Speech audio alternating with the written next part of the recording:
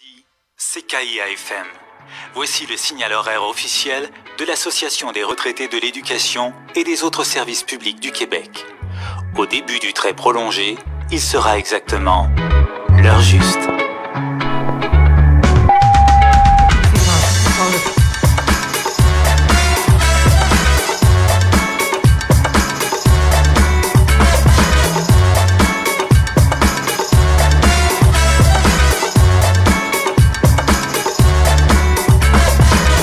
L'heure juste, avec Samuel Labrec et Louise Petitgrou.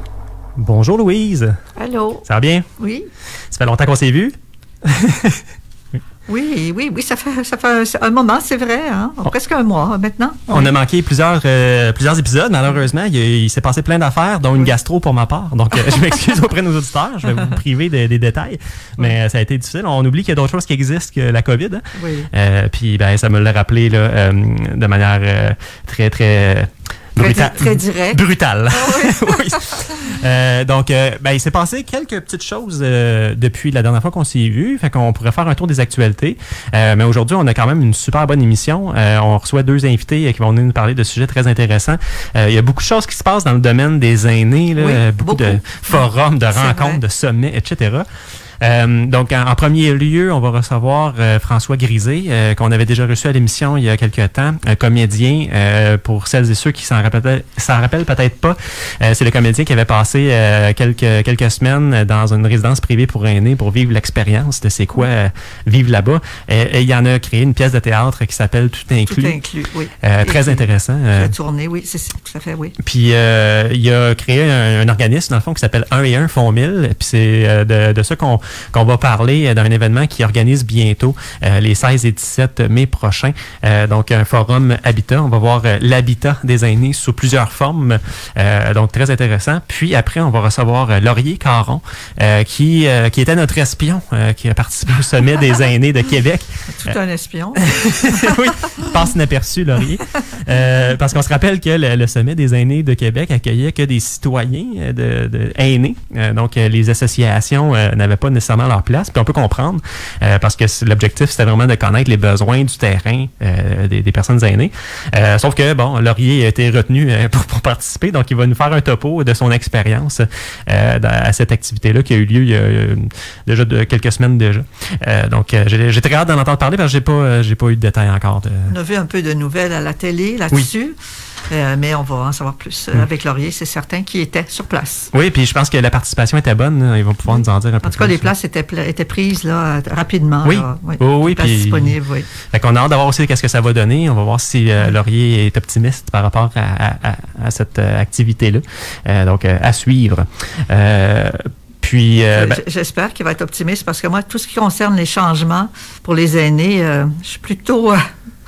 un peu, pas découragé, mais je trouve qu'on en parle beaucoup, puis il n'y a semble apparemment pas grand-chose qui change là-dedans. On a l'impression que ça parle beaucoup, effectivement, à tous les niveaux, là, fédéral, provincial et municipal, mais que les actions ne suivent pas. J'ai bon espoir qu'au municipal, ça va peut-être donner quelque chose. La conseillère est quand même assez motivée, je suis confiant. Vas-y, Marie-Pierre, t'es capable. Puis sinon, au provincial, effectivement, il y a les États généraux qui s'en viennent le 3 mai prochain, donc c'est très bientôt. Ça va être un événement d'assez d'envergure. On est dans l'organisation de ça. La REC est vraiment un leader de l'organisation des États généraux. Donc, le 3 mai prochain, on va recevoir plusieurs invités de différents niveaux, différentes sphères, des organismes et des associations qui n'ont pas toujours eu à réfléchir sur le vieillissement de la population. Donc, on les invite, on les a sensibilisés aux enjeux, puis on leur demande de travailler avec nous à trouver des solutions. Donc, ça risque d'être très intéressant. Donc, on a déjà plus de 40 associations et experts de confirmés autour de la table. L'événement en soi va regrouper 70 personnes environ. Donc, on rappelle que cet événement-là va être diffusé en direct sur Internet. Je vous invite à suivre l'infolettre de la REC. Vous allez avoir le lien disponible vendredi. Sinon, je vous invite à suivre la page Facebook de la Coalition pour la dignité des aînés, ainsi que la chaîne YouTube de la Coalition pour la dignité des aînés. Donc, vous avez qu'à taper ce terme-là dans les moteurs de recherche, vous allez le trouver aisément. C'est sur ces deux plateformes-là que ça va être diffusé en direct. Donc, l'avantage, c'est qu'avec Facebook, tous les abonnés de nos associations vont pouvoir avoir une notification le jour même qui va dire les États généraux commencent et on peut les suivre. Donc, ça reste très intéressant. Et une fois que la captation est terminée, le direct est terminé, la vidéo est disponible par la suite.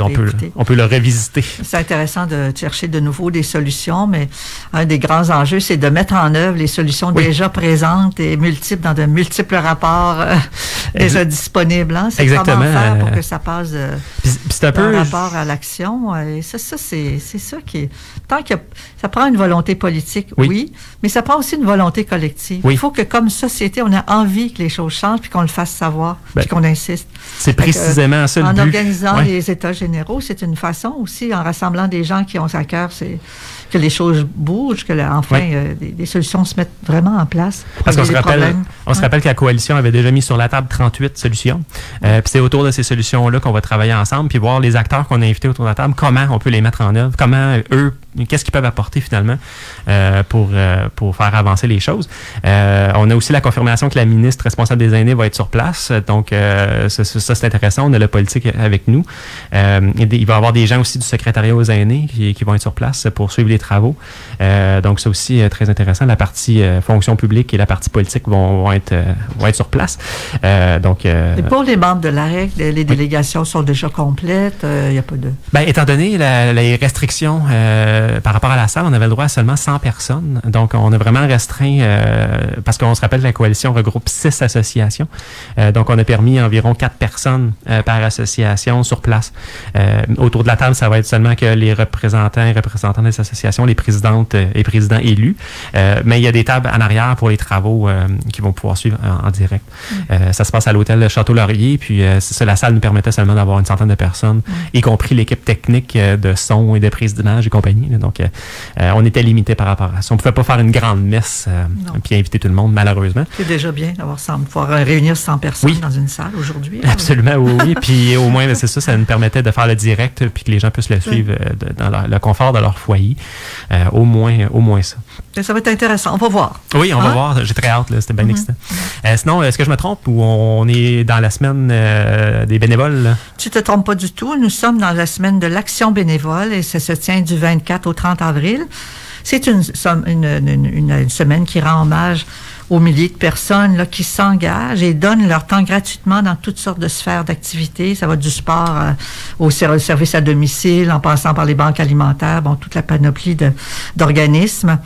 Et est-ce que tu savais, Samuel, que Statistique Canada nous apprend que 20% de la population de plus de 65 ans fait du bénévolat? C'est 1/3 des aînés au Canada. Ce qui est je m'en doutais, mais je suis content que tu me confirmes le chiffre. Là. Et au Québec, selon une étude récente de l'UQAM, ce serait 50% des retraités qui feraient du bénévolat. Ça aussi, c'est considérable. Et je pense que l'AREC avait déjà fait quelque chose sur les retraités de l'AREC qui sont engagés, puis ça devait correspondre un peu. C'est plus du tiers, effectivement. Puis il y a beaucoup de gens, comme on sait, qui font du bénévolat, mais qui ne le disent pas ou qui ne le déclarent pas. Ou qui, il y a deux types de bénévolat. Il y a le bénévolat à travers les organismes qui existent, puis il y a le bénévolat auprès de nos proches, qu'on considère comme du bénévolat, mais qui n'est pas comptabilisé souvent dans le bénévolat. Exactement. Alors, je dirais que c'est heureux qu'il y ait autant de gens qui fassent du bénévolat parce que, d'abord, ça permet de faire une vraie différence dans la vie des gens, mais ça permet aussi à celles et ceux qui le pratiquent d'en retirer des bénéfices pour leur propre santé mentale et physique. Et à cet égard, moi, je suis bénévole à la Popote roulante et j'ai eu une expérience cette semaine qui démontre ça. C'est que j'ai trouvé une personne inanimée dans une chambre, une personne qui attendait son repas et tout. Il a fallu faire venir les services d'urgence et tout. Puis, tu sais, cette personne-là, elle aurait pu passer une couple de jours. Elle n'est pas en résidence, c'est-à-dire elle est dans un appartement là, autonome. Puis, elle aurait pu passer quelques jours là, selon l'environnement qui est le sien. Là, on ne savait pas trop.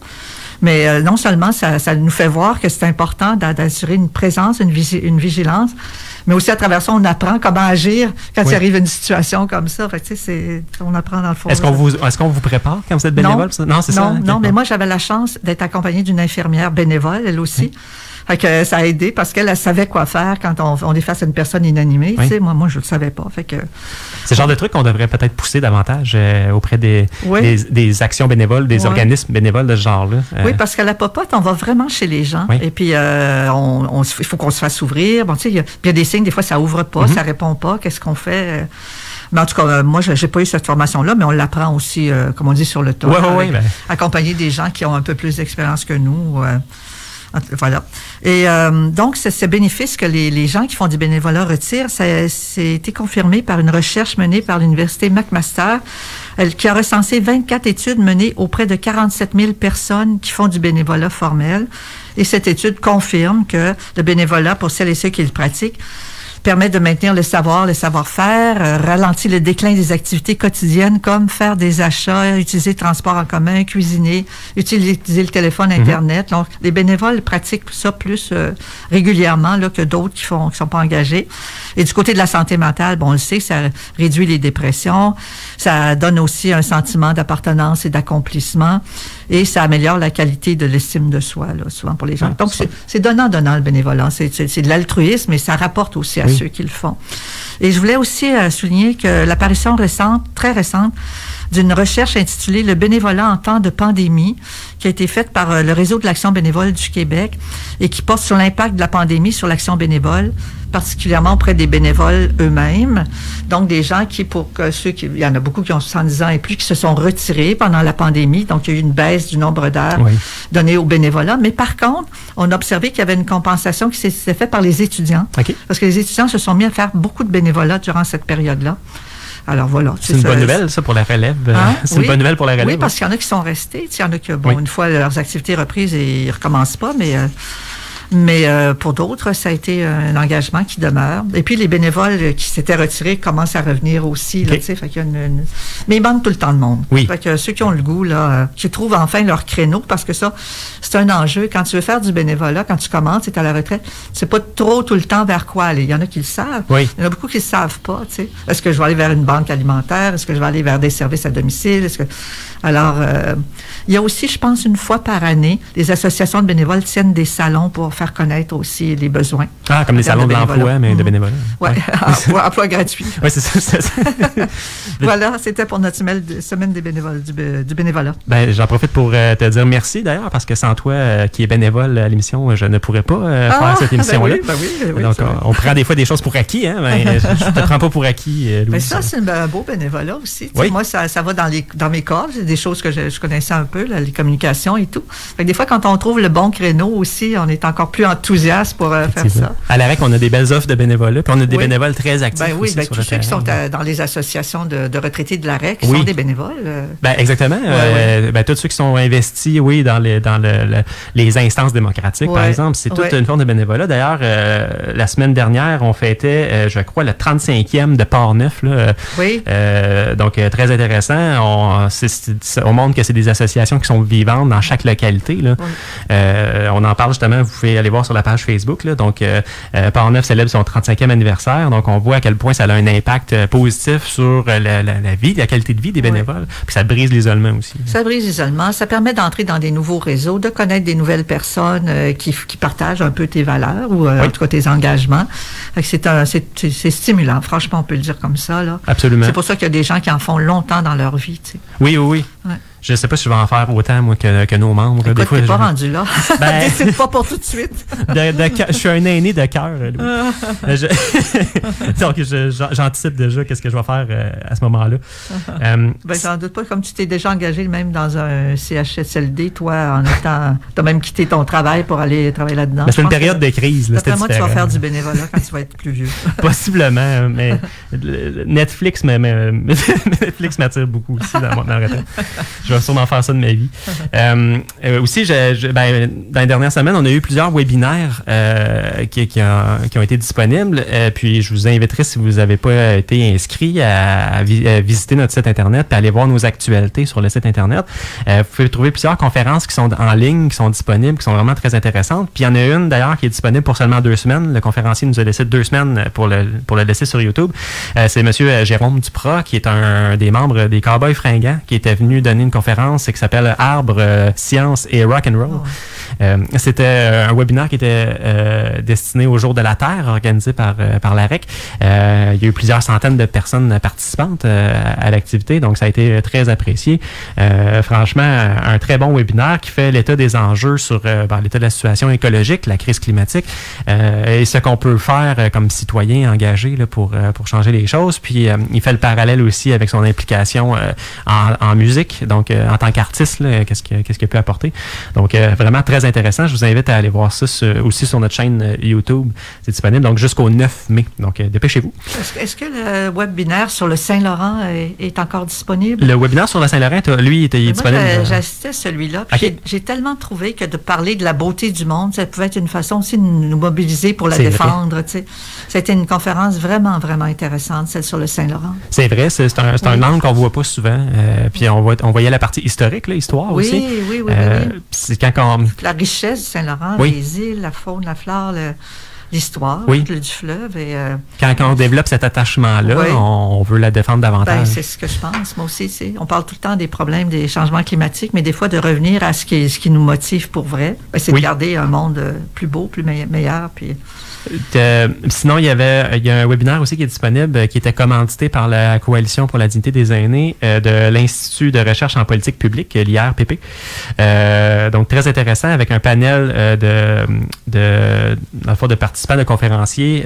C'est une discussion autour du système de santé à la suite de la pandémie. Qu'est-ce qu'on fait avec ça pour mieux adapter les soins aux aînés? Donc, il y avait Yves Couturier, professeur à l'École de travail social de l'Université de Sherbrooke, le docteur Kwak Nguyen, qui est interniste gériatre, qu'on a vu souvent intervenir durant la pandémie.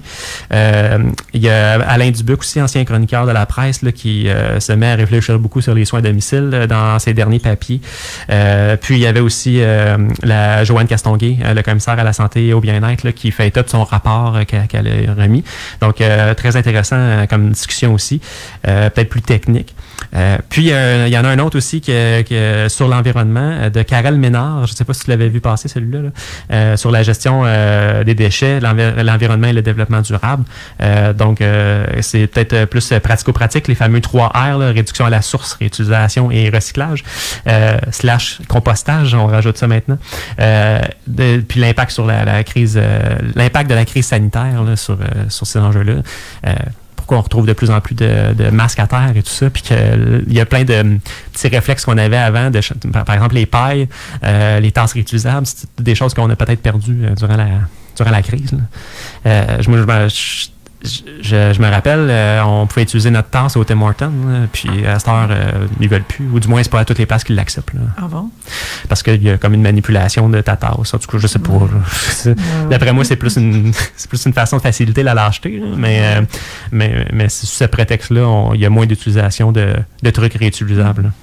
Puis dans un autre domaine, l'AREC offre aussi des cours de yoga maintenant. Oui, c'est vrai. Du yoga en ligne qui dure 1 heure. Je pense qu'il y en a 8 cours. Oui, exactement. Et c'est un peu yoga détente, yoga pour les personnes plus âgées, là, sur chaise et tout ça. Fait que je trouve que aussi ça peut être intéressant pour... Tout à fait, oui. Ben, c'est dans l'optique des services qu'on offre à nos membres. Puis ça, c'est quelque chose qui a été très, très apprécié. On a eu très bons commentaires. Il va y avoir pas mal de gens d'inscrits, je pense. Oui. Ça va chercher d'autres types de membres qu'on ne voyait pas avant dans certaines instances nécessairement.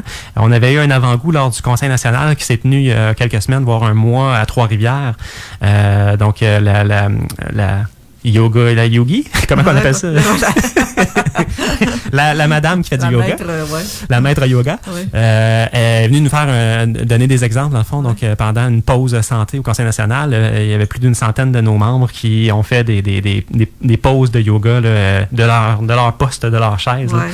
Donc, ça aussi, ça a été très apprécié. Donc, montrer que c'est possible par quelques petits mouvements de comme se remettre un petit peu en forme, de regagner de l'équilibre, etc. Là. Donc, puis c'est gratuit pour nos membres. Oui, c'est ça. Quand même, suivre des cours de yoga, ça coûte quelque chose normalement. Oui, c'est ça. Tout ça est offert aux membres. C'est une belle entente. Je suis pas mal sûr qu'on va répéter la chose. Là, moi, personnellement, j'aimerais mieux que ça ait lieu l'hiver pendant qu'on n'a pas le goût de sortir, parce que là, c'est l'après-midi. Mais le portable dehors sur son terrain, ça peut être pas pire aussi. Il faut que tu apportes ta chaise. C'est ça. Oui, il faut porter sa chaise, puis la chaise de patio fonctionne moins bien. Donc voilà. Donc on serait déjà rendu à une courte pause et on revient avec François Grisé qui va venir nous parler du Forum Habitat à venir les 16 et 17 mai prochains. À tantôt. Bien, à tantôt.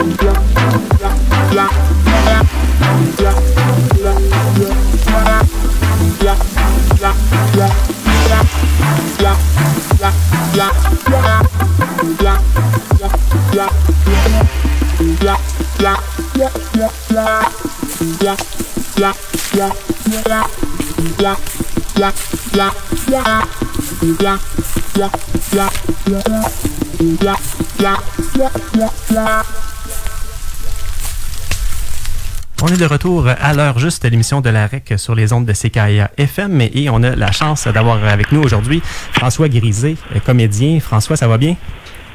Oui, ça va très bien. Et toi? Oui, merci beaucoup. Bonjour François, c'est Louise. Bonjour. Bonjour Louise. Donc, on a la chance de t'avoir avec nous aujourd'hui pour parler d'un événement qui s'en vient à Québec les 16 et 17 mai prochains. Est-ce que tu peux me rappeler le nom de cet événement-là, s'il te plaît?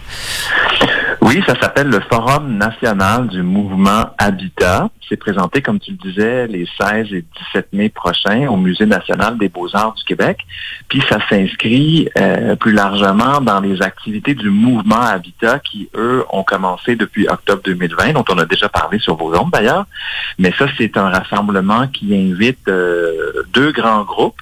Les gens qui font partie des interforums, c'est-à-dire nos activités de création de solutions où on implique des aînés en ce moment de 5 régions du Québec, des aînés mais aussi des gens de d'autres générations pour créer des solutions dans leur région qui viennent combler des besoins et des aspirations de ces gens-là pour leur région spécifique.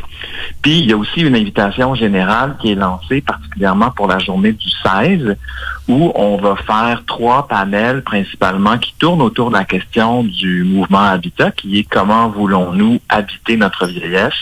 Donc, on va présenter 3 panels qui répondent à cette question-là sous l'angle de l'intime, donc comment on entre en relation avec le fait qu'on est des êtres vieillissants, le bâti, les lieux où on vit, puis aussi l'habitat social, donc nos communautés, nos villes, puis ultimement notre province. Est-ce que c'est ce qui va se passer le 16 et le 17 mai prochain? Est-ce que c'est 3 thèmes qui étaient à la base de vos travaux ou c'est quelque chose que vous avez découvert au fil de votre expérience? Mais en fait, c'est une façon qu'on a de répondre à la question avec ces 3 angles-là qui nous permet, de nous rendre compte que ces 3 angles-là sont inséparables, parce que la façon dont on voit comment on vieillit personnellement, intimement, influence comment on est inclus dans la société, comment on se fait interpeller dans les communautés auxquelles on appartient, mais ça influence aussi comment on pense, comment on réfléchit aux lieux qu'on veut habiter. Donc, c'est une façon qu'on a découvert, je te dirais, au fil des rencontres et des événements publics qu'on a tenus dans le cadre de ce qui s'appelait avant le Forum Habitat, qui est devenu le mouvement Habitat. Oui. Puis, c'était évident que pour essayer de démêler un peu un sujet complexe, il fallait peut-être se donner 3 points d'entrée plus précis qui nous aidaient à se donner des espaces de réflexion différents, mais qui sont complémentaires au final. Là. C'est très intéressant. J'ai vraiment l'impression que ça grandit, que ça grossit, ce mouvement-là. Vous avez parlé tantôt des forums qui se passent dans certaines régions. Pouvez-vous nous dire un peu comment que ça se produit? C'est quoi le type de travaux que vous faites dans les régions? Mais en fait, les interforums se passent en ce moment dans la région de Montréal, Capitale-Nationale, donc Québec, Lanaudière, Centre du Québec et Montérégie. Et dans ces 5 régions-là, on a repéré, ça varie là, de 8 à 12, 15 personnes, dépendamment des régions, qui se sont réunies, principalement des aînés, qui sont invités à un processus depuis le 23 février dernier. Donc, il y a eu 4 rencontres jusqu'à maintenant. Puis ces gens-là, donc, participent à un processus de réflexion collective, mais de création de solutions en format, là, ce qu'on appelle co-working, co-design, donc l'intelligence collective. Nous, à 1 et 1 Fonds 1000, qui gère le mouvement Habitat, qui encadre le mouvement Habitat, on fournit le processus. Donc, à toutes les réunions, les gens ont un ordre du jour, un déroulé, donc une façon de procéder. Ils ont eu le temps de se poser des questions autour des enjeux qui les intéressent. Et puis là, pour revenir au forum national du mouvement Habitat qui va avoir lieu en mai prochain, ben les gens des interforums, là, ont choisi 3 pistes de solutions potentielles à la thématique qu'ils ont choisie. Puis dans le cadre du forum, on va approfondir ces pistes de solutions-là pour que quelques semaines plus tard, donc au début du mois de juin, les gens choisissent la piste de solution sur laquelle ils vont travailler, puis pour laquelle ils vont créer un prototype qu'on espère là, à moyen terme pourra être fonctionnel, finançable, pérenne, puis pourra être reproduit dans d'autres régions du Québec, là. François, ces questions sont quand même beaucoup débattues à travers toutes sortes de forums, d'échanges, de rapports et tout. Est-ce que vous, dans votre façon de procéder, vous avez des étonnements? C'est-à-dire des gens qui avancent des choses dont on n'entend à peu près jamais parler et qui vous semblent prometteurs, ou bien si on revient pas mal toujours aux mêmes choses, les services à domicile, en tout cas, ce genre de solutions. Êtes-vous étonné? Ben, je vous dirais c'est ça ma question, dans le fond. Ben, je pense qu'il y a un double étonnement, pour utiliser votre mot que j'aime beaucoup. Le double étonnement, d'abord, ben, la première composante du double étonnement, c'est de se dire qu'effectivement, les aspirations et les besoins se rencontrent essentiellement autour de 3-4 grands thèmes. Vouloir rester chez soi, pouvoir être mobile, pouvoir être inclus dans la société comme personne vieillissante et comme personne vieille. Et il y en a d'autres qui reviennent souvent. Donc, c'est aussi un étonnement dans le sens que, à force d'entendre et de réentendre que ces besoins-là sont essentiels, qu'ils appartiennent pas non plus nécessairement à la population aînée seulement. Hein. Ça, je pense que c'est un étonnement vraiment rassurant puis inquiétant en même temps de se dire, c'est ça, qu'on soit des jeunes adolescents, qu'on soit des gens dans ce qu'on appelle la force de l'âge ou des aînés, on veut se sentir inclus, on veut se sentir chez soi, on veut que la société crée des moyens d'être en contact avec elle de façon claire, de façon déterminée, où on se sent bien. Puis ces besoins-là, avec le vieillissement, deviennent plus, comment je pourrais dire, plus à vif parce qu'on perd un peu d'autonomie souvent quand on vieillit. Donc, ce que je dirais, c'est que le premier étonnement, c'est de se dire, oui, il y a des grands thèmes qui reviennent tout le temps, mais l'étonnement qui est une nouveauté pour moi, c'est de voir que les gens on prend pour acquis que les gens n'ont pas nécessairement quelque chose à dire autour de ça. Mais dès qu'on crée un forum, dès qu'on crée un cercle où les gens peuvent se mettre en action, peuvent répondre à des questions précises, à un processus précis, bien, ils ont plein d'idées. Puis je pense que c'est ça, nous, qui nous tient, puis qui fait en sorte, tu disais que le mouvement avançait, grossissait, mais c'est de se rendre compte que quand on offre un processus clair, simple, à des gens, bien, ils sont capables de répondre à des questions, puis à créer des solutions. Puis ça, on a l'impression, ou en tout cas souvent dans le monde dans lequel on vit, on se fait dire, il n'y a rien que je peux faire, ou c'est trop compliqué, ou ça marchera pas. Mais quand on renverse un peu la lunette, la loupe, puis qu'on crée des processus qui sont peut-être à plus petite échelle d'abord, donc dans une communauté, dans une région, on se rend compte que si on donne des étapes claires, les gens ont quelque chose à dire. Et ça, c'est très, très, très réconfortant et ça donne une impression de pouvoir d'agir qui, devant les réalités du vieillissement, souvent est perdue, là, parce que c'est tellement complexe, c'est tellement gros que souvent on a l'impression qu'il n'y a rien qu'on peut faire. Et c'est pas vrai. Moi, je suis assez curieux parce que dans vos interforums, vous avez la chance d'avoir du monde du milieu plus rural, du monde du milieu plus urbain. Dans le forum national qui s'en vient, est-ce que la nature des solutions va être teintée de ça, l'aspect urbain et l'aspect rural, parce que les besoins sont pas nécessairement les mêmes, ou du moins les solutions sont pas les mêmes par force des choses? Ben, nous, on a la chance, dans l'interforum qui s'est créé dans la région de Lanaudière, plus spécifiquement, d'avoir 6-7 personnes qui vivent dans 6-7 villages et contextes très, très différents, mais semblables. Donc, c'est eux un peu qui représentent, si je peux dire, les questions autour de la ruralité, puis de façon très intéressante, puis je les connais mieux parce que je suis comme la personne contact dans les réunions interforums avec le groupe de Lanaudière. Puis l'action qu'ils ont la piste d'action qu'ils ont choisie, c'est de s'intéresser à comment dans chacune des petites municipalités plus rurales, ces gens-là peuvent devenir plus conscients de communiquer, d'être en lien avec la population vieillissante et les vieux, pour dire le mot, pour leur sensibiliser ces organes municipaux-là à sa responsabilité, mais aussi à faire connaître les solutions qui existent déjà. Parce qu'une chose dont on se rend compte dans des contextes où il y a moins de monde, quand c'est rural, c'est que, et c'est pareil un peu en ville, mais je pense que puisqu'il y a plus de monde, souvent l'information circule plus, c'est que les gens connaissent pas les solutions. Donc, ça semble, en tout cas dans ma perception toute personnelle, là, je suis pas un scientifique ni un anthropologue, mais ça semble encore plus important, ça semble encore plus vital dans le contexte rural de connaître ses voisins, de connaître les solutions qu'offrent déjà les municipalités dont on fait partie, les villages dont on fait partie, parce que c'est ça qui permet après ça de demander, qu'est-ce que moi je peux utiliser là-dedans, puis comment aussi je peux être en contact avec ma municipalité, quelle que soit sa grandeur, pour les rendre plus conscients, puis peut-être demander des solutions ou les aider à créer des solutions qui répondent vraiment aux besoins puis aux aspirations des gens qui vivent dans un contexte plus rural. Moi, il y a une autre question que je me posais, c'est est-ce que ce qu'on pourrait appeler la rupture générationnelle est signalée comme un enjeu ou un problème quand vous consultez les gens? On le sait, quand on vieillit, parfois, on se retrouve qu'avec des vieux, qu'avec des gens de notre âge, et on n'a plus accès aux jeunes. C'est pas le cas des familles où il y a des enfants, des petits-enfants. Bon, là, c'est moins problématique, mais il y a beaucoup de gens qui ne côtoient plus la jeunesse pour toutes sortes de raisons. Est-ce que ça, c'est quelque chose qui apparaît dans les échanges?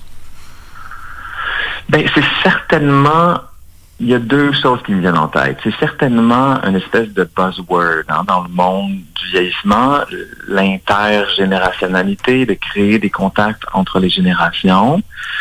Puis nous, ce dont on a discuté dans les groupes souvent, c'est qu'il faut faire attention de ne pas vouloir plaquer cette affaire-là, dans le sens qu'il y a des aînés qui veulent pas nécessairement être en lien avec d'autres générations, puis ça peut être un choix.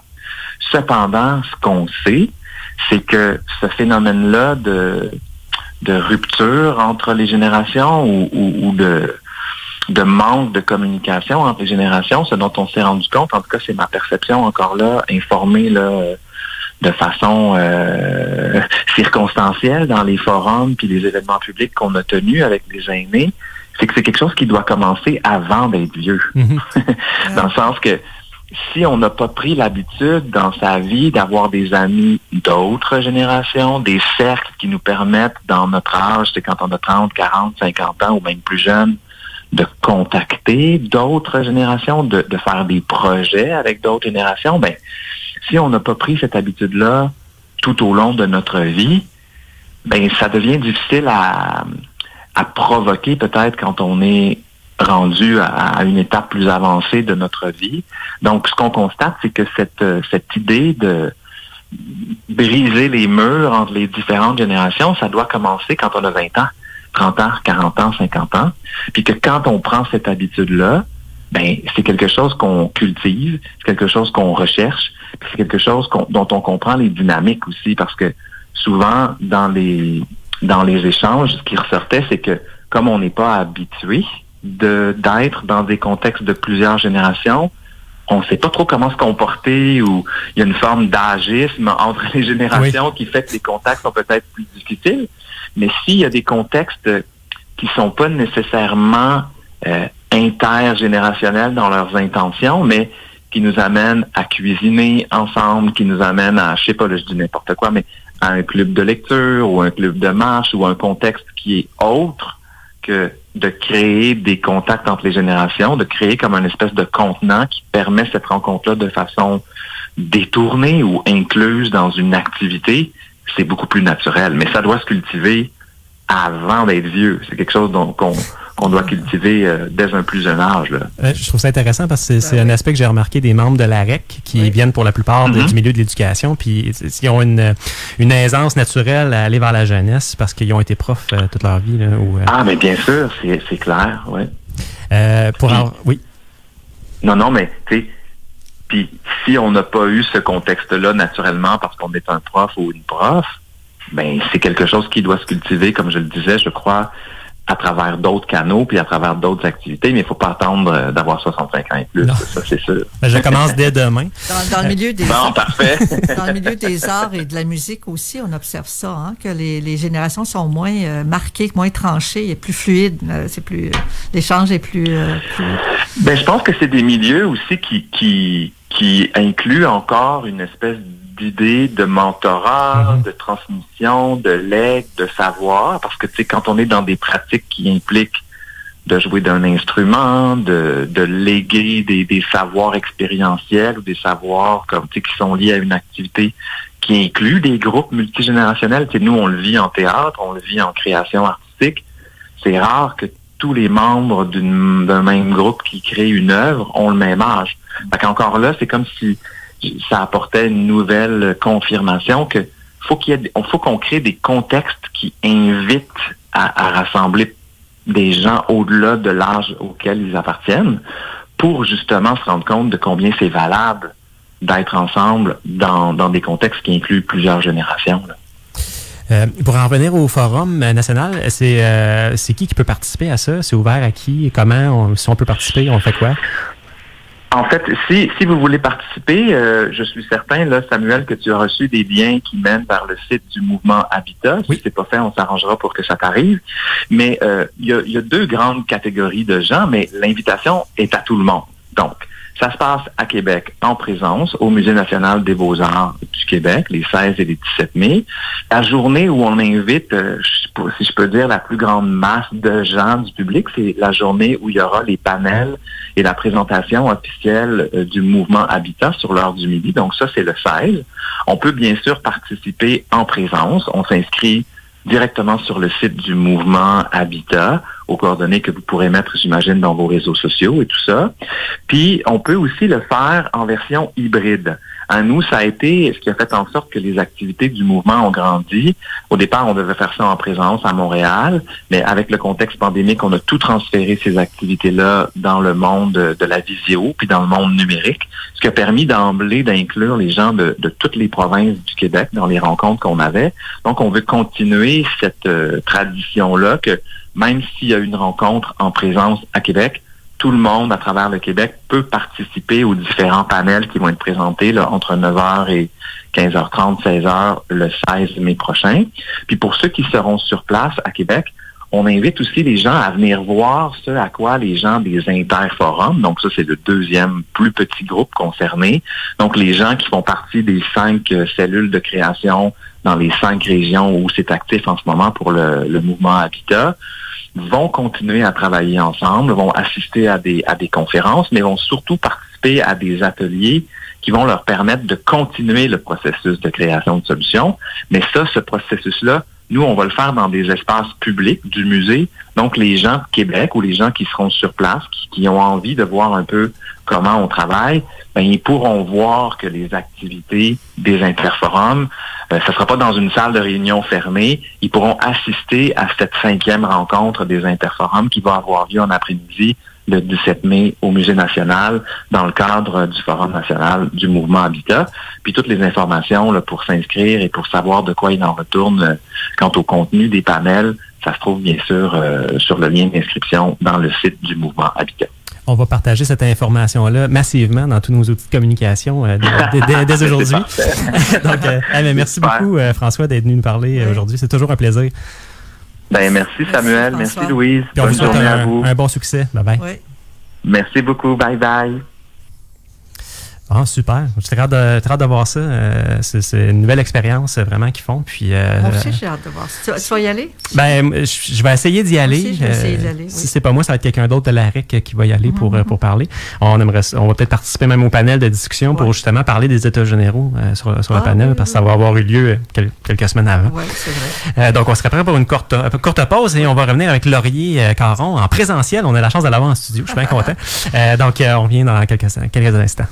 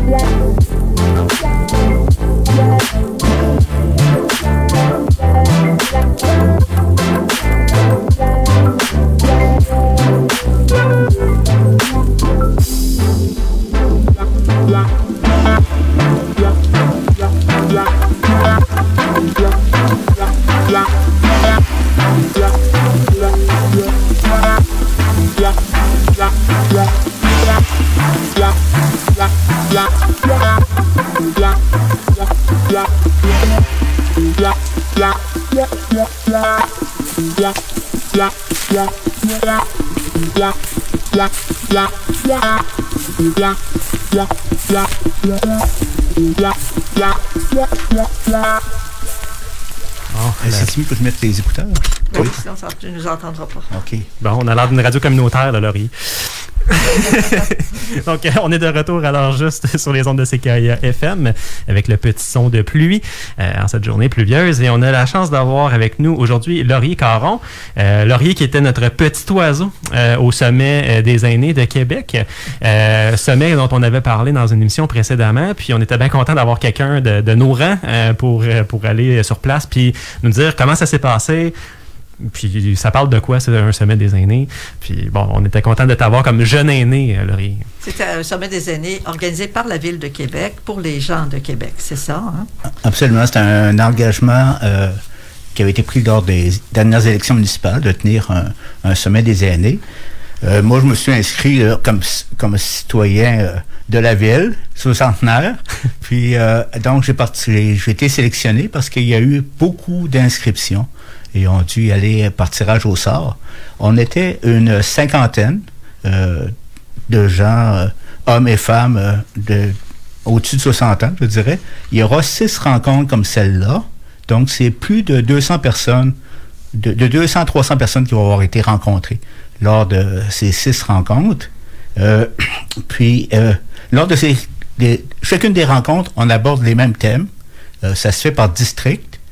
On aborde les thèmes habitation et milieu de vie. Après ça, service et c'est quoi l'autre thème déjà? Participation sociale. Donc, pour chacun des thèmes, les gens sont invités à partager un peu les problèmes, les difficultés qu'ils voient, puis aussi à amener des pistes de solutions. Donc, c'est très intéressant comme formule. Et ce qui m'a fasciné, c'est que la parole est vraiment aux citoyennes et citoyens aînés. Il n'y a pas d'experts qui viennent parler. Ce sont des gens qui s'expriment sur leur réalité, puis sur les pistes de solutions qu'ils voient pour chacun des thèmes. Et par discrétion, c'était dans quel district que tu as participé? Moi, c'était le district, c'est Limoilou, puis c'est à Cité de Limoilou, en fait. Okay. On était une bonne cinquantaine, puis des gens très intéressés, très actifs. Oui. Ça se passait comment? Est-ce qu'il y avait des choses à lire avant de participer ou vous aviez tout sur place une fois rendu? En fait, il y a eu un sondage auquel je me rappelle plus d'avoir participé. OK, bon, ça va. Et donc, au début... c'est l'âge, ça, Laurier. Ou trop de choses. Donc, au début, on nous a présenté quelques résultats du sondage. Puis, on nous a demandé quelles étaient les beautés de la ville. Alors là-dessus, les gens se sont exprimés. Il a fallu que les gens soient arrêtés à un certain moment parce que ça n'arrêtait plus. Puis, tout de suite après, on a abordé le thème habitation et milieu de vie. Est-ce que Louise a été nommée dans les beautés de la ville? Moi, en tout cas, je pensais plus aux arbres. Est-ce que les arbres ont été nommés? Les arbres, la rivière Saint-Charles, les monuments. Bon, vous connaissez la ville de Québec, là. Oui. Donc, il y en avait beaucoup. Puis, les gens étaient fiers de leur ville, vraiment, là. Puis, ce qui est intéressant, c'est que au-delà des beautés qui ont été nommées, on disait quand même qu'il y avait des choses à améliorer. Le transport en commun, notamment. Puis, l'habitation. Du côté de l'habitation, les gens sont très préoccupés par le fait qu'il manque de logements et le coût des loyers. Les loyers qui augmentent. Puis, surtout dans les quartiers centraux, on trouve difficilement à louer quelque chose ou à acheter. Donc, les gens disent qu'il faut vraiment qu'il y ait un effort de ce côté-là. Parce que sinon, les gens vont s'éloigner, vont quitter et ce serait malheureux. Parce que l'objectif de ce sommet, c'est de vivre 20 ans actifs de plus chez soi. Donc, pour ça, il faut qu'il y ait des conditions qui soient réunies pour que les gens puissent vivre à la maison, dans leur domicile, puis avoir les services à proximité. C'est un phénomène qu'on observe un peu sur l'île de Montréal, où il y a des aînés qui vont quitter l'île pour aller dans des grosses résidences privées pour aînés qui se construisent sur la rive nord, notamment, où ils offrent plein de services, puis c'est un petit peu plus abordable. Fait que les gens vont se déraciner de leur communauté pour aller vivre là. Il ne faudrait pas vivre ça nécessairement à Québec, là. Non, clairement, parce que puis les gens ont beaucoup incité pour continuer la densification, donc trouver des façons de créer des logements, bâtir, même au-dessus des centres d'achat. On sait qu'il y a des centres d'achat actuellement qui sont moins occupés ou autres. Donc, il y a des projets, par exemple, à Place Fleur de Lys. Oui, à Fleur de Lys. Entre autres, puis ce qui est intéressant dans ce cas-là, c'est qu'il y a des services pas trop loin. Donc, les gens ont beaucoup d'intérêt pour ça. Puis, pour avoir une aide aussi à l'habitation. Donc, il y a des formules d'aide, mais c'est pas suffisant pour les besoins actuels. Et là, durant le sommet, est-ce que chaque personne prenait la parole ou les gens y allaient selon les thèmes à leur... Chaque table? En fait, c'était assez libre, c'était assez ouvert. Les gens qui voulaient intervenir le faisaient. C'était fort bien animé. L'animatrice avait le souci de donner la parole à différentes personnes. Puis, ce qui était fait aussi, c'est une formule que j'ai trouvée fort intéressante, c'est que lorsqu'une personne s'exprimait, il y avait quelqu'un qui dessinait sur un genre de tableau blanc ce que la personne avait dit. Donc, à la fin de chacun des thèmes, on avait la synthèse qui était sur tableau blanc, qu'on pouvait retrouver, et l'animatrice n'avait qu'à communiquer ce qu'elle voyait sur le tableau. Donc, puis pour chacun des thèmes, c'était très riche. Habitation, milieu de vie, on a parlé bien sûr de déneigement, de passage piétonnier, de sécurité, de parcs verts, d'îlots verts. Sur le thème des services, on est revenu beaucoup sur l'importance des services de santé, des services de soins à domicile, les services de proximité en général, services de transport, bien sûr. Puis, sur la participation sociale, ça, j'ai trouvé ça fort intéressant. On a insisté sur l'importance de la formation à la participation sociale. Parce que c'est pas tous les gens qui sont habitués de se mêler à des groupes, à des organismes. Donc, on voyait que c'était important d'être formé. Puis, aussi de faire connaître toutes les possibilités qui existent de participation sociale dans une ville comme Québec.